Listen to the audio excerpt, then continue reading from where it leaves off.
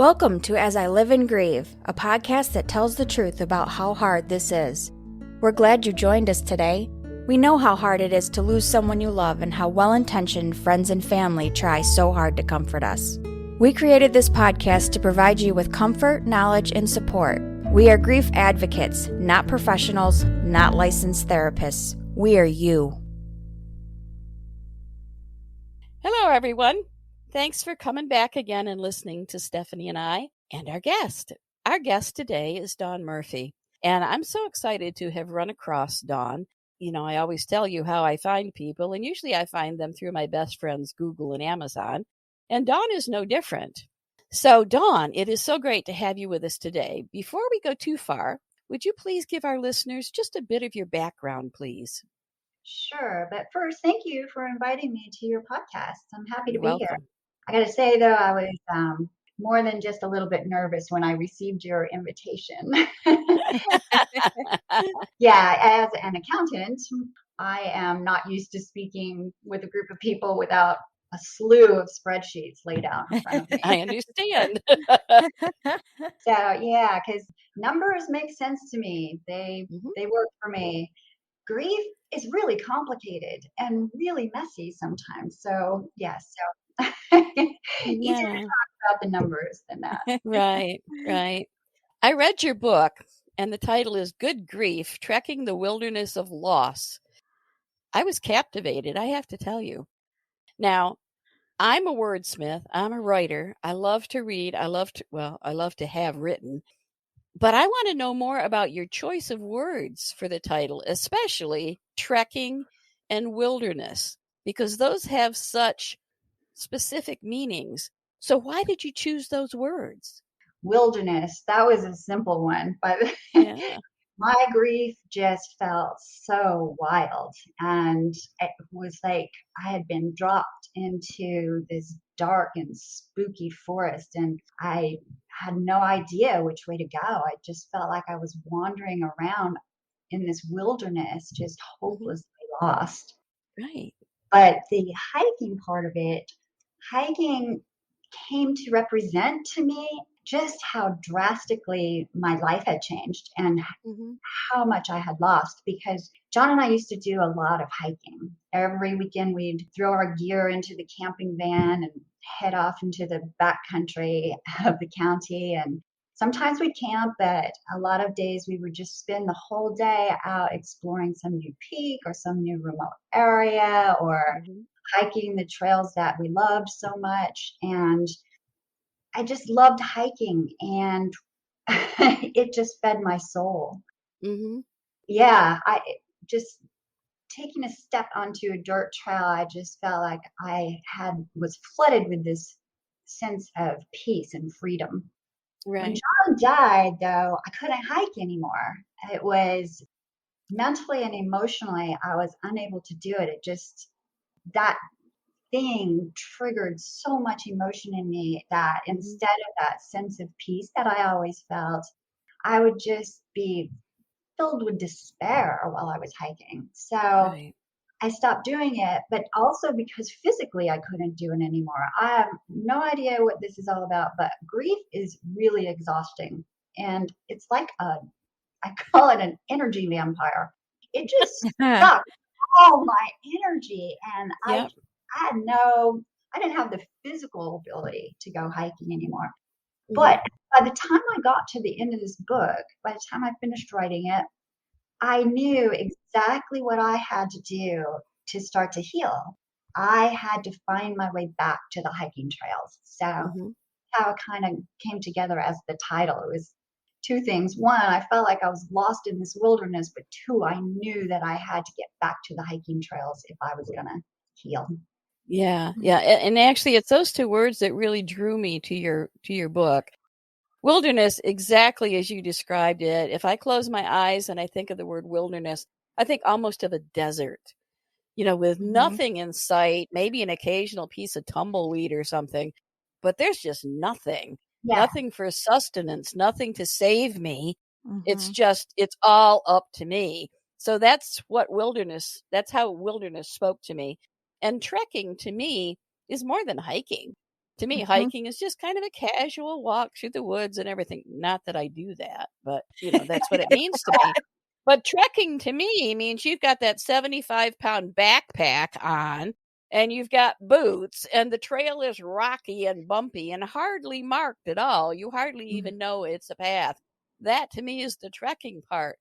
So those two words for me describe grief so clearly, because not only do you feel totally isolated, but you really have to work hard to move forward. And like you say about the energy vampire, it's exhausting. It really is. It really is. But I love the entire analogy. The trekking, the title, the trekking or hiking, reminds me, our family always went every fall to the Adirondacks, and we would walk usually the same trails because the boys were still young. But one year it would be an easy trail, and then the next year, like, an area would be flooded, and we'd have to go, oh, well, either we can try to get over this or like we have to turn around. We're not, Or another time I remember all of a sudden it was flooded, but then there was a beaver dam. So we had to try to walk over the top of that. So, I mean, that in comparison to grief too is, that normal trail that you've always hiked, life, has always been this way. But now all of a sudden there's a roadblock, or, it reminds me of like your triggers during grief where you'll be fine 10 years down the road, when your loved one has passed, but all of a sudden a smell or something just very little will hit you and just send you right back. So that's what I took from that. Yeah, exactly. Now, so many of the words and phrases you used in the book evoked emotions in me as I read. At a few points, I even heard myself laugh out loud. Not something I commonly do while reading. I live all alone, well, just me and my bird, but I laughed out loud several times. And I compared it to, I've read many, many books that deal with grief, many personal accounts, many memoirs, many that are more, I won't say textbook, but a little more scientific. And so many of the books kind of tell you things that are intended to make you feel that what you're going through is okay and everything. But you actually take the reader right along with you on your grief journey, which I loved. Now, I especially enjoyed in your book your retelling of your freak show grocery shopping trip. Would you tell our listeners about that? I love this story. Yeah, the dreaded grocery store. Yeah. I actually had quite a few freakish episodes at the grocery store. And what I wrote in the book was kind of a melding of the first three that I went through.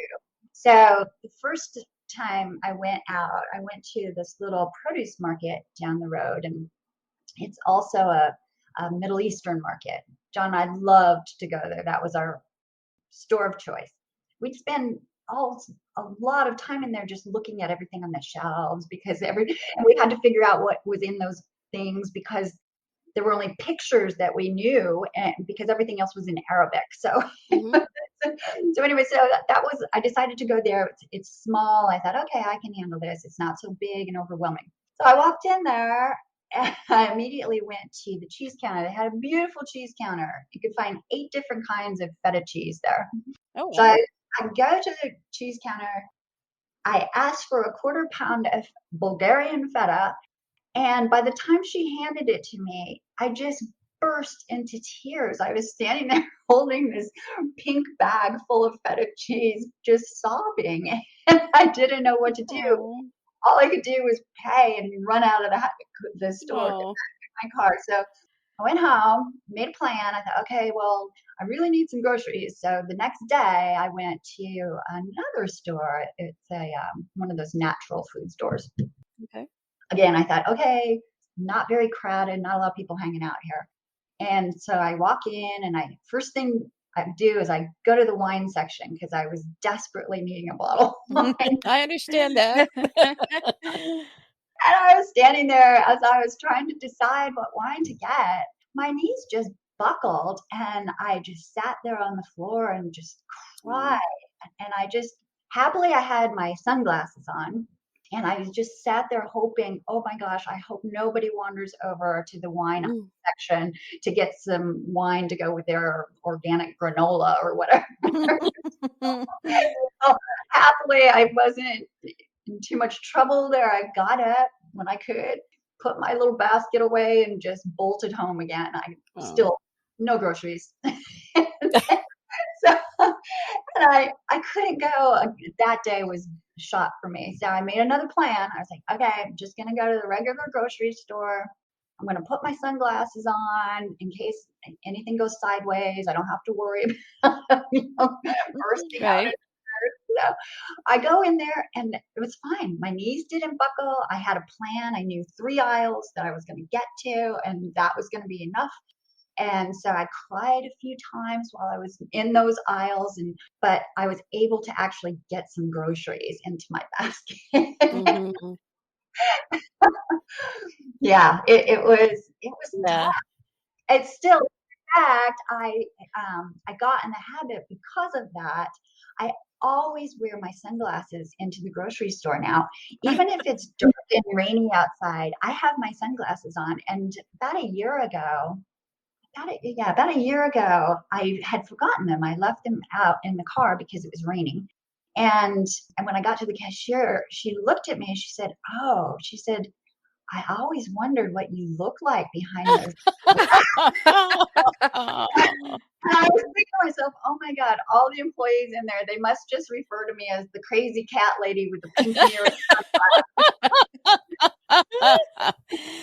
Oh, yeah, it was just, so descriptive of how even what many would consider the simplest task, right, the most routine task, right, it can become so very difficult. mm-hmm. So I just loved that section of your book, and I was hooked before then, but when I got to that section, that definitely hooked me. Well, I'm glad it made you laugh because, yes, reading about grief is not something you usually laugh at. And laughter is so essential for people in grief. Yeah. It gives us a chance to take a step or two outside of all of that heaviness. It gives Right. a little bit of room to breathe. Yeah. Exactly. Yeah. And yes, I laughed, but it's only because it just felt so real to me. Right. I could see that happening to me. That could be me. Well, So, I would say that the hot sauce aisle sends you into emotional.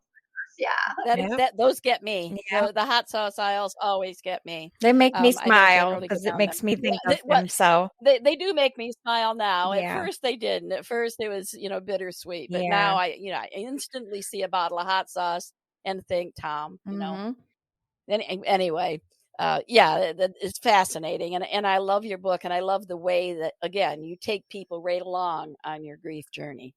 That was important to me, to be able to get people to feel like, oh yeah, that's happened to me, man. I Yes. understand what that is. Yeah. Yes. And so I'm glad that you said that. Thank you. Absolutely. Dawn, early in your book, you describe grief quite well, calling it a thug that comes in and steals everything. Then, while you're trying to understand what's missing, it kicks your ass all over the place. What about your grief journey made you feel this way?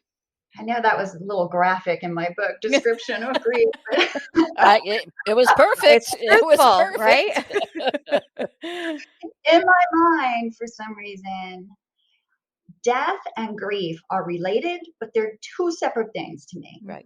So death to me robs us of so many things, right? It just takes away that person that we love and all of the things that were associated with that person. So for me, I lost, my husband, my best friend, my hiking partner, my vision of the future. I just lost so much.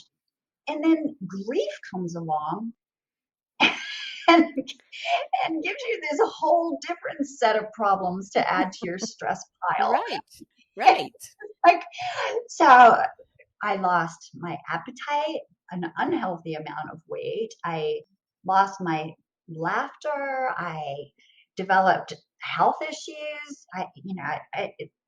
There were so many things that just happened because of the grief itself, what it does to your Yeah. body.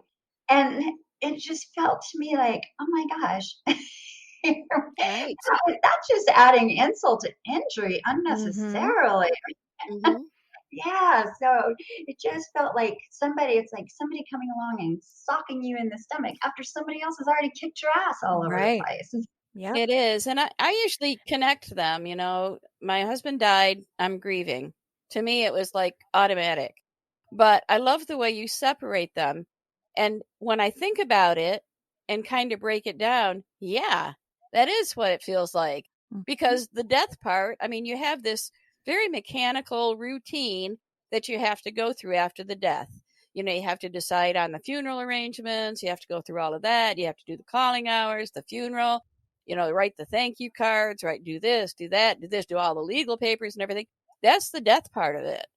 And then just about when you think, okay, finally done, bam, there's grief. Mm-hmm. Yeah. So I really liked the way you described that. And again, as I thought about it in my personal experience, I realized, yep, that was it. Grief came along afterward and kicked my ass Mm-hmm. all over the place. Yes, yes, Very, together, death and grief, they're ruthless.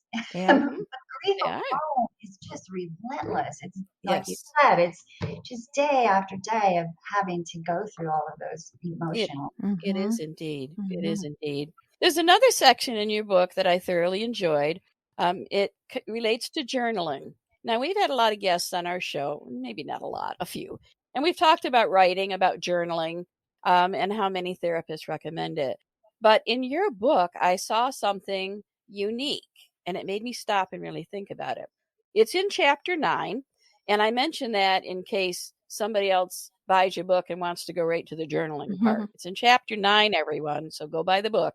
You offer us a sentence or two that you have journaled, but at the end of your entry, instead of just ending it, you add something with each day's post with the label of intention. And then you state something relatively simple that you're going to do to kind of turn things around a bit. I just loved that because so many times we talk about journaling, get your feelings down on paper and everything. January 22nd, I've had a really bad day. I think I was mean to my kids. Mm-hmm. And that's where it would normally end. But if from that point you say intention, I'm going to think about things before I respond. And that's it. Just a very simple intention that changes the whole concept of journaling. And I just loved that. So thank you for that idea. Now, how did you come up with that and why? I'm not really sure how I came up with that specific thing. All I know is that I had started journaling because I thought, oh, well, all this chaos in my mind, if I could get it onto paper, maybe I could deal with it better. So I started, and people, like you said, you've talked to people who journal. So I thought, Mhm. okay, well, maybe journaling will help in some way. Well, for me, I stink at journaling because all that stuff and nonsense going on in my head, I was just Yeah. copying it to paper. And so my notebook was just as chaotic and messy as my brain. Well, this isn't working out. So then I just started. I when I would wake up in the morning after I got a cup of tea or something, I would sit down with my journal and I would just write. How do I feel right now? How do I feel today? Because every day was different, and Mm-hmm. Sure. all day long it can be different, Right. right? So Mhm. so just in that moment, how did I feel? Can I deal with just these particular feelings? So I would write those things down, not a lot, one, two, three Right. things most. And then I would set this intention. Okay, now that I know what these emotions are, why are they happening to me? And what am I going to do to figure that out and deal with them for the Mhm. rest of the day? And that also gave me a way to kind of ignore all the other chaos because I just had these particular emotions to deal with that day. And by Right. setting an intention, it kind of calmed my mind because it gave me a way that I felt like, oh, I'm in control. Instead of grief being, instead of being at grief's mercy, I can be a little bit in control of this instead of my mind just running wild wherever it wanted to go. So that's how it started. Yeah. And even like I said, simple things, it didn't have to be anything big because, when you're grieving, you can't do anything that's intensely thought. No intense thought. No. I mean, it could be so simple as I'm going to take a shower today. Exactly. It can be that simple. Or I'm going to make sure I eat a healthy lunch. Exactly. That's it. Or something like, okay, I'm going to make sure I practice patience with myself today. Yes. For all day long. And Yes. so, yeah, it just gives, for me anyway, it gave me a way to just focus and deal with the emotions one or two at a time instead of being too overwhelming. That's great. To me, that's something that can help you move forward and keep moving along in your journey.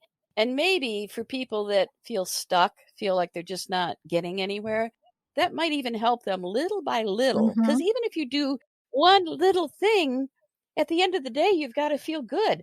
If you said, all right, I haven't had a shower in a week, I feel terrible, and your intention was, today I'm going to take a shower. And you do that, at the end of the day, you have to feel good about that. Right. And so I really see how those intentions can help keep people moving. So I do. Well, that's healing. I like that very, very That's much. one small little part of healing each day. So, it is. Yeah.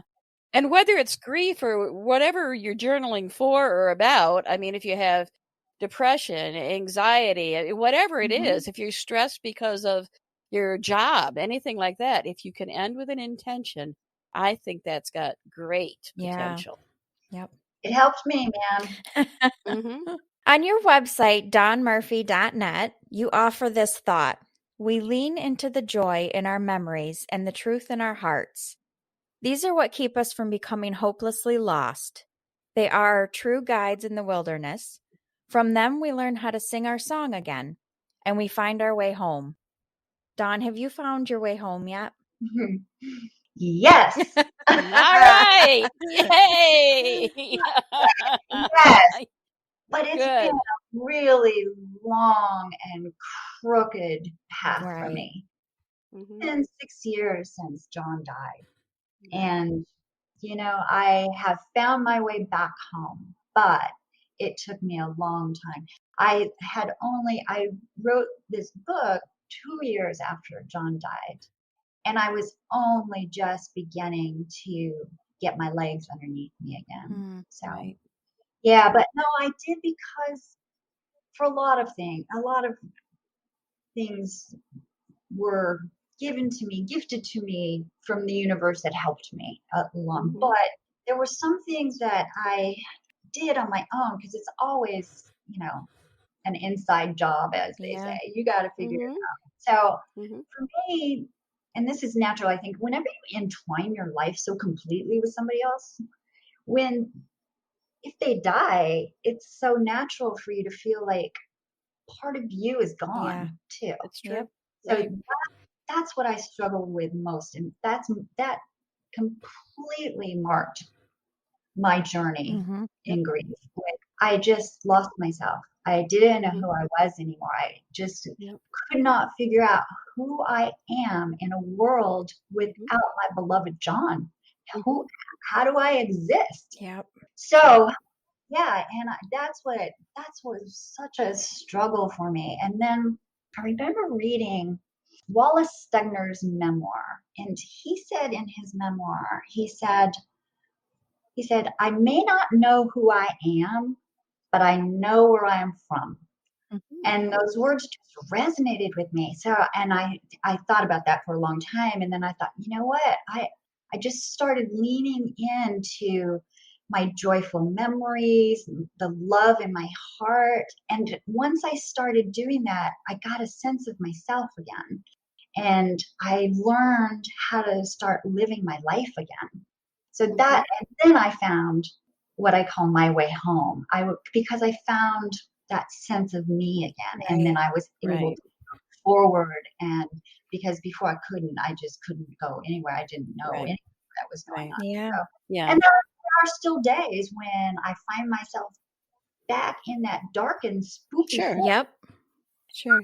It's not as scary anymore to me because I know the way out. I know I kind of found a path for myself that Right. I can rely on and lean on. Yeah. Yeah. Mhm. That's great. And those, your expression just makes me so Yeah. happy. You're glorious. Yeah. Yes. And that's great. And I felt the same way. And I remember saying to Stephanie after Tom died, I feel like I have to redefine Mhm. myself as a human Yeah. being because I don't know who I am anymore. Everything I had done, my entire routine, my lifestyle and everything just Yeah. disappeared while I Yeah. was taking care of him. Mhm. So yeah, redefining yourself and getting home. Now, even though you consider yourself home, and I also appreciate and respect very much how you say that you still get lost now and then on that path, but you know the way home now, which is good. So it's a shorter trek, if you will, through the wilderness. So do you consider yourself still grieving? Oh yes, Okay. absolutely. In my book also I talk about, I'm sure you read Hmm. one of my little quips about the meltdowns that happen to Yep. people in grief. Yeah. So I still have those. It's been Sure. 6 years. I Mhm. had one just last Yeah. and it's awful. Those meltdowns, I call them grief attacks. They just Hmm. come on, and Yep. I have them. They're very few and far apart now, but they Hmm. still happen. So Yep. yeah, so yes, Mhm. Yeah. I absolutely am grieving. I don't Yeah. think anybody ever stops No. grieving. Well, that's how we feel as well. I feel like I'm going to grieve for the rest of my Mhm. life, but the grief changes because you kind of mold yourself around it. It becomes part of you. It becomes part of your persona. It becomes part of your routine. It all adapts and Mhm. molds itself around, but it's always there. And it's there, as you say, in those memories and in that truth in your hearts. Yeah. It's going to be there. Oh, yeah, because it's like you said, it's always there, and it changes because I think it itself doesn't change. We just learn how to carry it, Right. Exactly. and Well said. we Yep. get stronger and we get strong enough to carry it. And I Right. will say, I never would have thought about this before or thought this to be true before. We human beings, we are capable of holding both sadness and joy Mhm. at the same time. We Mhm. can do that. Yep. It seems impossible when at the early Sure. days, weeks, months, years of grief, but we can do that. So yeah, Mhm. when I say I have found my way home and I've learned how to live my life again. It's a life that includes the sadness of my loss, Right. but Right. it's no longer paralyzed by Right. that. Yes. I think Yes. that's important Yes. for people to hear because if they have found their way home, though you're going to have those little setbacks no matter what you're struggling with, grief or not. And I just want everybody to know that don't feel like a failure because you do have those little setbacks. It happens to everyone, no matter how long it's been Mhm. going on. So, Right. There's actually a psychiatric label for those. There's an acronym. I want to say STUGS, like spontaneous something of grief or something. mm, I don't know, but there's actually an acronym for those little yeah, outbursts that we have after we think it should be over. gone. We should be done, but we're never done. We're We're so never done. excited. We're I waiting. know. I know. Well, sadly, as always happens, our time is winding down for today. But before we wrap up, we want to give you a chance, Dawn, to speak directly to our listeners. They've listened over the past little bit, and hopefully they will understand that they're not alone, that there are those who have walked before them, those who are walking with them, and those who will start their journeys after them. So, this is your chance to speak directly to our listeners without Stephanie or I directing you by questions. This is your turn. Thank you. Yeah, when I wrote Good Grief, this book, I wrote it as a way to help me make sense and to come to understand and come to terms with my grief. But when I decided to publish it, I published it hoping that I could help somebody else just by letting, like you said, just by letting people know, yeah, it's true. We all have to do our grief alone. There's no way around that. But I just want people to know that they're not alone, that there are others out here. We understand how unbearable the pain can be sometimes. So I hope that by publishing this book, it helps just a few people understand exactly what you're saying. And then I also hope, I hadn't even thought about this when I wrote the book, but when it came out a few months ago, somebody said to me, he said, if my husband dies before I do, he said, I'm going to buy 2 cases of your book and hand them out to everybody who asks me how I'm doing. And I thought, I love it.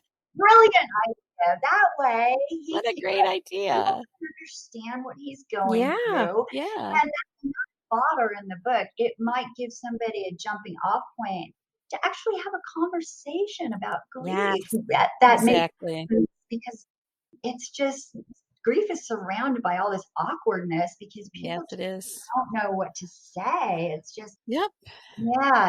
So I thank you two for having these conversations and for the grace that you bring to them, that I'm sure a lot of people must be helped by this. We hope so. And, in trying to help others, I know it helps me immensely. I think one of the reasons that I am doing as well as I am on my grief journey is because of this podcast. I know it's been over a year now, and I just feel so much happier and so much more comfortable, settled, serene, peaceful for all the episodes we've done and all the people like yourself that we've met. It's been incredible for me. So, but thank you so much. You. And thanks again for being our guest. To our listeners, absolutely. Just about the book availability in general. Sure. It's available on Amazon, of course, but it's also available at any local bookstore. They can just order it. But I wanted to mention this specifically. It's available on bookshop.org, which is an online bookseller that donates its profits to independent brick and mortar bookstores. Oh. And so I just want to because it's not something that people don't automatically go to bookshop.org, but it's I'm going to check them out because I buy a fair number of books. I'm going to check them out. I like that idea. Yes, I like that idea very much. So thank you for that. I'm going to pass that along to others as well. That's super. So listeners, here we are again, saying goodbye for another week. You know the drill. Take care of yourselves. You're not in this alone. There are many, many people out there. We have listeners in 55 countries. You number in the 57 thousands. Now. That should let you know. It's 57 I literally countries? Just looked a little bit ago today. That's really exciting. Countries. Actually, we're on every continent except Antarctica and Antarctica. So I wish the penguins would start to read, really. Maybe we'll ship them some books. But at any rate, listeners, truly, we love you all. You're not alone. And just please come back. We'll get you again. We'll have you all with us again next week. Take care of yourself as we all continue to live in grief. Thank you so much for listening with us today. Do you have a topic that you'd like us to cover, or do you have a question from one of our episodes? Please email us at info@asiliveinGrieve.com and let us know. We hope you will find a moment to leave a review, send an email, and share with others. Join us next time as we continue to live and grieve together.